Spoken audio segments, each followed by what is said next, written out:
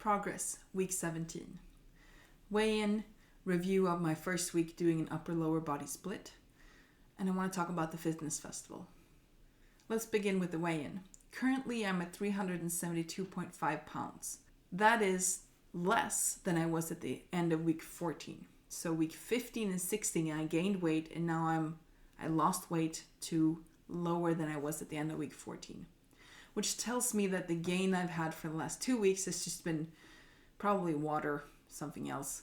I'm not sure, but it's not been fat. And that just goes to show what I've said before, and I will say again, a couple of pounds up or down doesn't really say anything, especially for big girlies like me. So I'm not going to believe that I've gained or lost weight until I've done it regularly for at least 3 weeks straight. That's when I know, okay, I've actually lost something. However, it still makes me happy to lose a bit of weight. So that gets me excited about this week, because if I can now lose weight for another week and then one more, that'd be 3 weeks straight, and then I'd know I have been losing weight. So that's the status on that. This week I've been doing a upper-lower body split when it comes to my workouts. You can see my numbers here. You can also see the split and which exercises. So I'm doing 3 exercises on my lower body and 3 exercises on my upper body. They're all compound exercises except for one, which is the first column you can see here, is the hamstring curl. It's a leg curl, I think what they normally call it, but it hits your hamstrings, which are the muscles behind your thighs on the back side of your legs. I wanted to add one more leg exercise, and from my research, adding an isolation exercise for your hamstring is a good idea because it's hard to reach that muscle by doing other exercises. Looking at these numbers, there's really not a lot one can say about progress because it's just the 2 trainings I did per muscle group within this week. It looks like I pushed myself a bit more, and I have, but that's also because I started a bit lower going into the cycle when I do the new exercises. They're not new to me. I've done all these except for the hamstring curl, but I did switch up the amount of sets and reps. For this current cycle, I'm doing 5x5s. That's 5 sets of 5 reps on only one exercise, and that's the lat pull downs. For all the other ones, I'm aiming for 3 sets of 10, which is good. And you can see it's not actually 3 sets of 10, but that's because I do progressive overload. So I push myself to do a bit more, and then whenever I up the weight, I lower the reps a little bit, which is why I'm at 3 times 8 on some of these as well. I actually really like the split and limiting myself to just 3 exercises per workout session. Before, when I did a full body split, I did all 6 exercises in one session, and I don't know how I had time for it.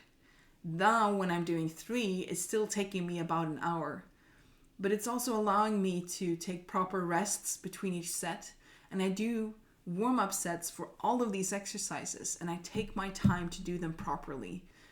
And of course, I can push myself more when I have the energy and I'm not fatigued. I can focus and really push. So for me, so far, this workout split is working out really well, and I really enjoy it. Over the weekend, I had a conversation with a friend.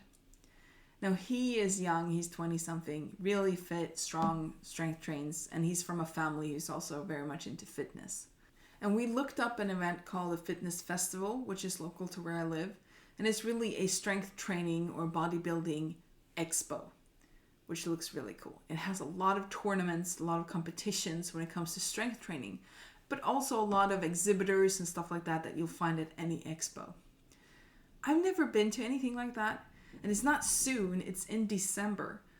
I knew it was going to come, I'd heard about it, but not until I had the conversation and we did our research did I know what it was actually about. And it seems very interesting. And I had this idea that because it's a year away, it'll be so cool to be able to print a t-shirt saying, like, picking a number, maybe deadlifts, and being like, from 0 to however strong I am, that's how much weight I can lift, and print it on the t-shirt along with my, of course, signature at Facilitating Body. So if anyone wants to see these videos or find me, that's great. Walking around with that as like an opener so I can talk to people. I think that'd be really good. And I think that'd help me feel more comfortable there, more welcomed. I do think the organizers of these events want everyone to be welcome, But when I look at the videos from earlier events, it's still mostly, I don't think I actually saw no one who is obese, no one even a little bit obese or even overweight. Like, these people are super fit bodybuilders, really strong people, which is great. I mean, I'm so happy for them. In this context, I'm talking about feeling welcome and feeling like I belong. And having a t-shirt like that just makes it more visible that actually I do go to the gym, even if I don't look like it. I do train, I am strength training, and I'm lifting, and I belong here. Now, as I mentioned before, I do think people are probably going to be really kind, and it's probably going to be really great. I just like that idea of a t-shirt. And I like that it's in December, because it's currently April still, almost May, and it's a ways away, so I'll have enough time to build some strength at least to put a number there, and that would be really cool. Since this conversation, I've mentioned it to a couple other people as well, and another friend of mine already said, well, I'm game if you are.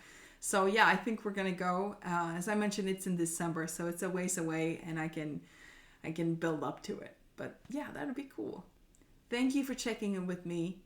If I can do this, you can too. I'll see you at the gym.